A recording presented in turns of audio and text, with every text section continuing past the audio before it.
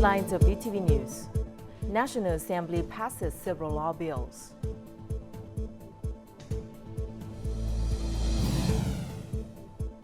Vietnam-China eyes stronger cooperation in transportation infrastructure.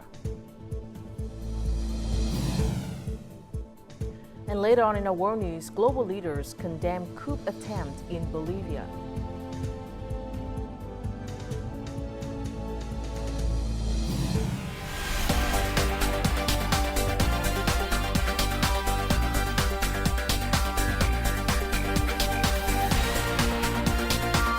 Broadcasting from Hanoi, the capital of Vietnam.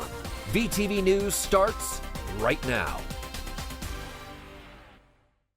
Hello and welcome to VTV News. Coming live to you from Hanoi, you're with me, Lina Fatman. Here's the top news of the hour. The National Assembly passed the Law on Roads and the Law on Road Traffic Order and Safety on Thursday. Consequently, the Law on Roads strictly prohibits encroachment, occupation, use, and illegal construction within the protected area of road infrastructure. The operating principle is to ensure smooth, safe, synchronous, efficient, and environmentally friendly traffic, serving the needs of goods transportation and convenient travel for the people. In addition, the National Assembly did not approve the addition of regulations on collecting inner city traffic fees for private cars. Regarding the Law on Road Traffic Order and Safety, driving a vehicle with alcohol concentration in the blood or breath is strictly prohibited. The law also prohibits acts of insulting, threatening, obstructing, opposing, or failing to comply with orders, instructions, requests for inspection and control of officials on duty. Furthermore, using phones or other electronic devices while driving a vehicle on the road is prohibited. The newly passed law also includes a provision requiring cars transporting children and students to be equipped with reminder devices.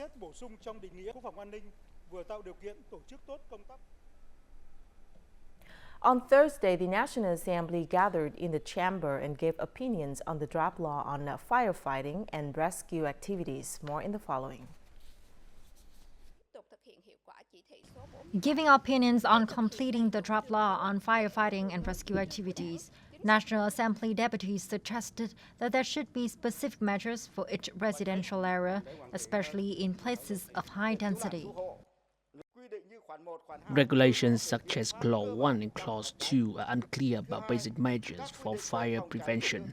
I propose to add this content into the law, which is fire prevention measures to existing residential areas where they cannot be accessed by firefighting vehicles or where firefighting vehicles cannot be operated. These cases must be clearly stated in the law. National Assembly deputies also proposed adding specific regulations on compensation for vehicles, property, and houses damaged while being mobilized for firefighting. The regulations in the draft law are still too general. The law still gives no authority for the government to make detailed regulations. Therefore, to have a basis for implementation, I propose adding regulations about which agencies would hold responsible for compensation. From a number of recent fires that caused injury and heavy damage to people and property, National Assembly deputies said that it is extremely necessary for people to be equipped with knowledge and skills in fire prevention and fighting. There should be regulation on equipping people with fire prevention and firefighting skills. For school-aged children, lessons on fire prevention should be included in the curriculum for each level. For workers, they need to be equipped with fire prevention and fighting skills. The 15th National Assembly on the same day also passed a law on national defense security industry and industrial mobilization in its ongoing 7th plenary session. Prime Minister Phạm Minh Chính received a Chinese Vice Premier Zhang Guojing in Beijing on Thursday. The Prime Minister said among various tasks to be done to realize the two countries' high-level common perceptions and joint interests, transport is a breakthrough, feasible and symbolic field critical to the strategic connectivity between their economies. He suggested the two sides focus on promoting cooperation in implementing 3 railway lines linking Vietnam with with China. For his part, the Chinese vice premier affirmed that Chinese businesses will actively engage in the two countries' projects on strategic transport connectivity. He proposed ministries, localities, and agencies of both sides continue coordinating closely to carry out projects in line with the orientations and directions of the two countries' leaders.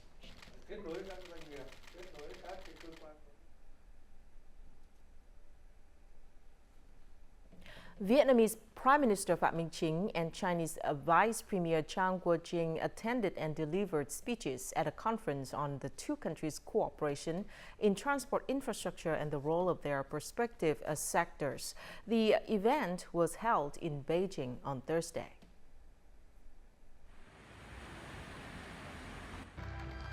During the conference, the Chinese vice premier said that Vietnam and China have both land and sea borders. Traffic between them is connected not only by air and sea, but also by road and railway. He welcomed the two countries' agencies and businesses to jointly promote cooperation in various fields. Whilst giving a speech at the conference, Vietnamese Prime Minister Phạm Minh Chính stressed that developing strategic transport infrastructure connectivity between Vietnam and China is of great significance and an objective need because the two countries are close neighbors bound by shared mountains and rivers. This facilitates the exchange of people and goods and regional and international linkages. He also requested relevant authorities to promote the expansion of air routes between the two countries, increase the frequency of high-demand flights, have more policies to encourage the development of Vietnam-China tourism, and step up the implementation of road projects.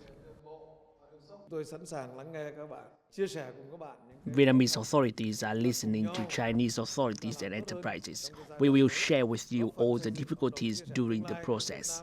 Together, we can do better in the future, contributing to building a meaningful China-Vietnam community with a shared future for the interests of the two peoples. If we do well, we will create jobs and livelihoods for the people, enrich the community and build the country. At the conference, the two countries' ministries, agencies, and businesses shared the situation of each country's transport infrastructure development, as well as good experiences and practical lessons, and suggested directions for cooperation in developing Vietnam's transport infrastructure. Concluding the conference, the Vietnamese leader said Vietnam needs China's assistance in preferential loans and advanced technology to develop transport, especially green transport, green transformation, human resource training, and smart governance. On the same day, Prime Minister Phạm Minh Chính received leaders of some leading infrastructure, energy and environment enterprises of China. Meeting the China Pacific Construction Group founder, he asked the enterprise to continue coordinating with Vietnamese ministries, sectors and localities to seek new investment opportunities and expand operations in the country. He hoped that the group will join hands with Vietnamese localities to develop infrastructure. Receiving the chairman of China Tianying Corporation, the Prime Minister asked the incorporation to keep supporting Vietnam in the country's priority fields such as waste treatment, renewable energy, and hydrogen power. He suggested the enterprise to cooperate with the country to invest in energy centers connected with industrial parks and processing manufacturing zones and train human resources. At the receptions, the Prime Minister affirmed that the Vietnamese government always creates favorable conditions for Chinese enterprises to carry out sustainable, effective, successful, and law-abiding investment and business projects.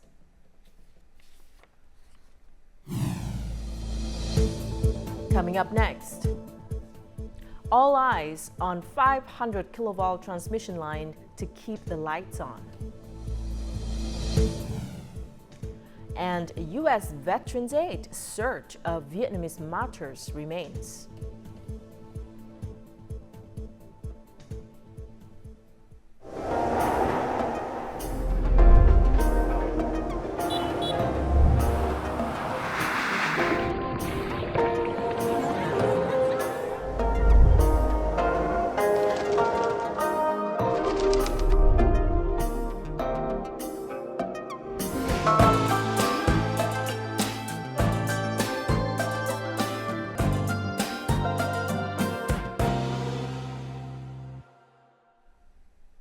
Welcome back to VTV News. Prime Minister Phie has just inspected the section of the 500 kilovolt Circuit 3 Quảng Trạch Phố Nối power transmission line project crossing the central province of Nghệ An and urged efforts to accelerate its progress, with a clear focus on responsibilities, timelines, and deliverables, ensuring quality and environmental cleanliness. More in the following. Bao and his wife have been working hard to fulfill all planned tasks. He wanted to hand over the site as soon as possible for its construction of the 500 kilovolt Circuit 3. I went to the meeting between the constructors, authorities, and locals. I informed my wife about the policy. We will support the state and the government to complete this power project. Quick site clearance is a key for greatly facilitating the construction. As soon as the site clearance is done, the construction follows the suit. Contractors are now working on the final steps. There were many houses still in the space between pillars 47 and 48.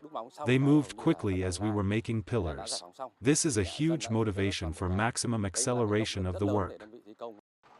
With a large project, the workload is huge and requires specific plans. In Nam Định province, about 145 pillars stand in its territory. Localities always ensure progress for each bidding package. We ask local districts to develop detailed plans for site clearance work. Provincial authorities constantly review and monitor the site clearance progress, shortening the time and ensuring things will stay on schedule.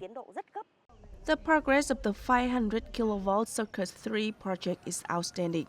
This project has inspired other industries, localities, and labor units on construction sites in all parts of the country. In just a short time, the project will be completed, and when the new house is built, Bao and his wife will feel more secure for the future as they contributed their lands for the country. Trung Nam Ca Ná International General Port in Thuận Nam District, Ninh Thuận Province welcomed a cargo ship weighing over 53,500 tons for the first time. The ship was loaded with more than 40,000 tons of granite destined for export to Singapore. As a deep water seaport capable of accommodating ships weighing over 100,000 tons, large vessels can dock at this port conveniently and quickly. This event marks the first step for Ninh Thuận Province in integrating roads, highways, and railways with waterways, positioning itself as a key transit point for goods across the South Central Coast and Central Highlands regions. This development also aims to alleviate pressure on seaports in the southeast region of Ho Chi Minh City. Traceability stamps and e-commerce platforms are still new steps for localities to shift from an agricultural production mindset to an agricultural economic zone. With the participation of ministries and businesses, relevant parties are implementing more appropriate and effective solutions for digital transformation. These solutions identify farmers as the focal point of this change. In addition to the farmer network welcomed in the Mekong Delta and Central Highlands, the Ministry of Agriculture and Rural Development has also developed a traceability system. This system allows accurate and safe information authentication and traceability of product origin through exclusively protected technology solutions.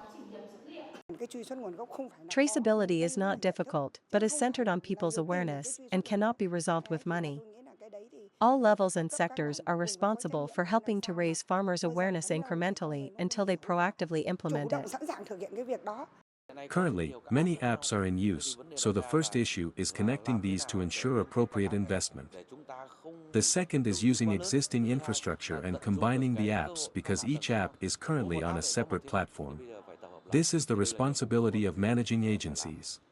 Digital transformation requires efforts from the Agricultural Ministry, the Farmers Association, and local authorities. It should also be carried out in conjunction with initiatives like Project Number 6 on citizen ID cards. The aim is for farmers to participate in digital transformation to gain better income than those without. Currently, 43 provinces and cities can now apply Check the End to manage production, trace origins, and connect supply and demand with the participation of nearly 7,200 businesses and almost 21,000 agricultural and food products that meet food hygiene and safety criteria. A significant amount of agricultural waste is generated daily by farming in Lâm province. Instead of disposing of it, many farmers have started reprocessing and using it in their fields. This farmer utilized macadamia nut husk as raw material for drying agricultural products.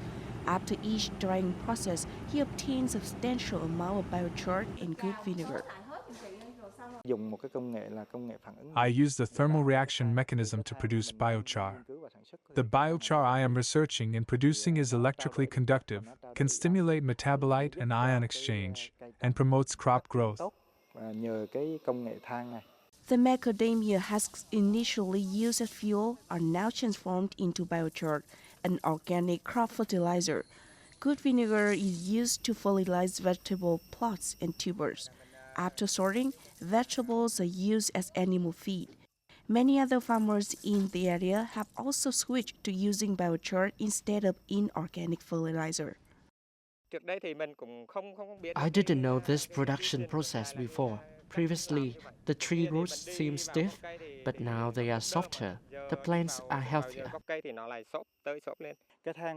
Biochar is an NPK mineral that provides nutrients to plants, absorbs toxins from the soil, and through microbial processes, converts heavy metals into nutrients for plants. Biochar from agricultural byproducts helps Cho and many farmers in the area save approximately 50% on fertilizer usage and significantly improves farming. Critically, farmers have stopped dumping agricultural waste into the environment. A team of U.S. veterans who fought in Vietnam recently embarked on an unforgettable trip to survey and provide information on nearly 20 mass graves of Vietnamese martyrs located across 4 provinces of Tây Ninh, Bình Dương, Bình Phước, and Đồng Nai. This crucial information will assist local authorities in conducting excavations that could bring thousands of Vietnamese martyrs back to their homeland.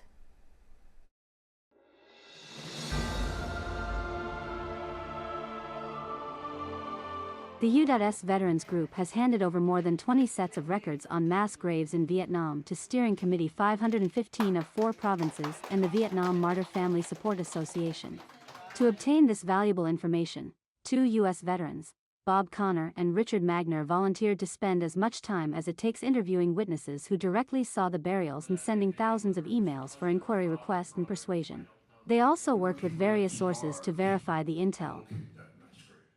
Being able to get this information back to these 2 veterans that were involved in the burial detail, it's a very emotional thing for them too. So if I can share this information and the potential of success back to them, it will be a great relief to them in their PTSD. The mass graves vary in size, with some containing the remains of 300 people, others 130, and some at least 10. If all of them are exhumed, up to 3,000 martyrs could be identified or at least rest in peace in martyrs' cemeteries. Thanks to the efforts of Bob and Richard, a mass grave containing 80 martyrs' remains was discovered inside Bien Hoa Airport in Dong Nai Province in 2017. In 2021, another grave with about 200 martyrs was found in Ben Cao, Tay Ninh Province. What I'm watching is the most significant part of the procession, and this is where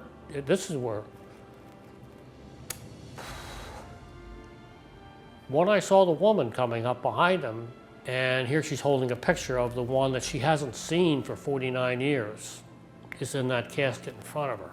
Now I could see the streaks from the previous tears. And I was convinced this is closure. According to the Ministry of National Defense, nearly 200,000 martyrs' remains have yet to be retrieved from battlefields. Meaningful actions like those of Bob and Richard help ease the pain of war and strengthen the relationship between the United States and Vietnam. Located 5 kilometers from the demarcation line of the Gulf of Tonkin, Chen Island in Co To District is the furthest island from the mainland of Quảng Ninh Province. Once deserted, Chen Island is now home to 13 households who have volunteered to settle there. Notably, the island hosts an inter-level school with 7 students and 3 dedicated teachers, all driven by a passion for education. The inter-level school branch of Chen Island has only 5 elementary students, 2 preschoolers, and 3 volunteer teachers. The students are children of fishermen who have chosen to live on the island. I'm still young and unmarried. I want to contribute something to this small island. The first difficulty is being far from home. Second, we have to take on 2 classes, covering 2 different knowledge areas, so we have to prepare 2 lesson plans and divide the board into 2 classes. We may not have a lot of students, but we have modern facilities and spacious classrooms with full furniture and equipment. This investment ensures that parents feel secure sending their children to school. Quảng Ninh Province supports parents through a tuition exemption policy, allowing them to feel at ease while they work at sea. Teachers on Chen Island receive continuous support from Co To District and Quảng Ninh Province.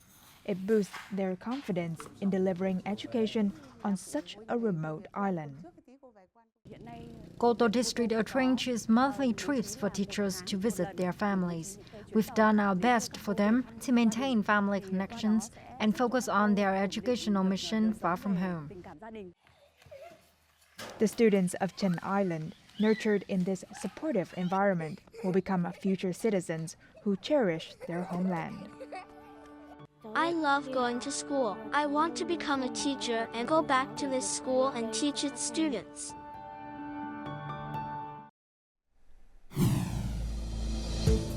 Coming up next in our world news, global leaders condemn coup attempt in Bolivia.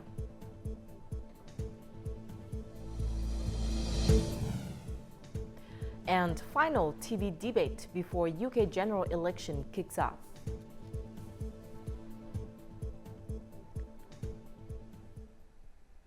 The coup attempt in Bolivia on Thursday drew international condemnation, with the international leaders expressing solidarity with the Bolivian government and its people. Luis Almagro, chief of the Organization of American States, along with Latin American leaders, including the President of Brazil, the President of Chile, President of Paraguay, have strongly condemned the events in Bolivia and expressed their support for the Bolivian President Luis Arce and the country's democracy. Meanwhile, the European Union condemns any attempt to break the constitutional order in Bolivia and overthrow democratically elected governments. The United States said it was closely monitoring the situation in Bolivia and urged calm and restraint. British Prime Minister Rishi Sunak and Labour leader Keir Starmer have faced off in their final televised debate ahead of the United Kingdom election on July the 4th. The 75-minute debate covered matters of public interest, including tax, women's rights, and living costs. British Prime Minister Sunak defended the government's tightening on immigration. He also affirmed his commitment to tax cuts, while accusing the opposition party of wanting to increase taxes. Meanwhile, his Labour challenger, Keir Starmer, criticized the current government's loosening grip on immigration. He also said the tax-cutting policy under former Prime Minister Liz Truss delivered a hard blow to the economy.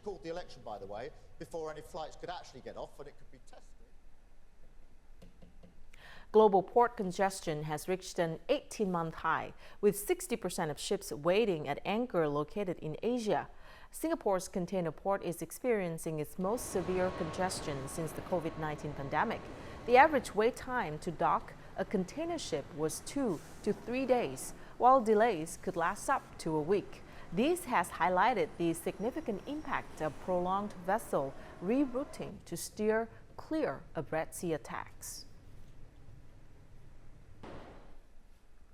Villagers in Damaran Baru on Sumatra, Indonesia rely on the forest for their livelihoods. It's one of the richest expanses of tropical rainforest, but this is being abused by raiders of their natural resources. A female-led group of forest rangers in Indonesia is defying social norms to lead patrols in the jungle to combat deforestation.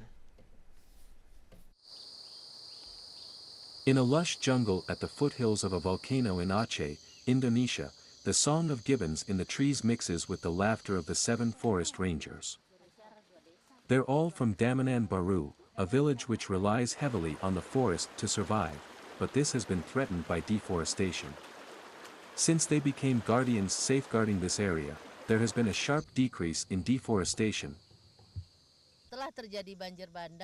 I completed all the administrative work and then formed the ranger team in 2020, after we received permission. Indonesia has rangers in its national parks and a patchwork of watch groups elsewhere, including some indigenous groups. But Sumani's idea was new. Sumani was met with pushback in the traditionally patriarchal province that is governed under Islamic law, known as Sharia. Still, after some persuading village leaders granted permission to start the group, Sumani began working with the Forest, Nature and Environment Aceh Foundation to help legally register the patrol group with a social forestry permit. The plan must continue, so deforestation won't happen again. The forest will remain green and the community will be prosperous. The rangers are now sharing their strategies with other women-led groups, striving to protect their forests across Indonesia. The women rangers of Damaran Baru say the positive impact they've already had has motivated them to continue their work for future generations. And now let's take a look at the weather forecast.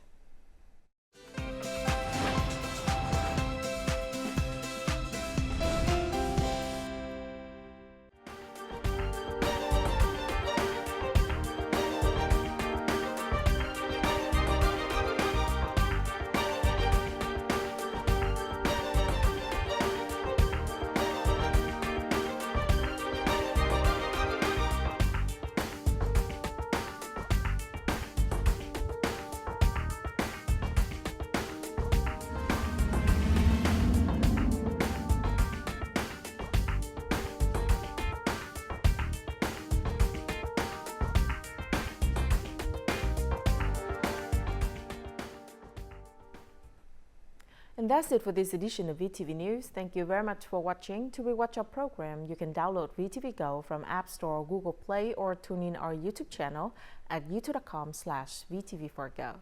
Goodbye for now.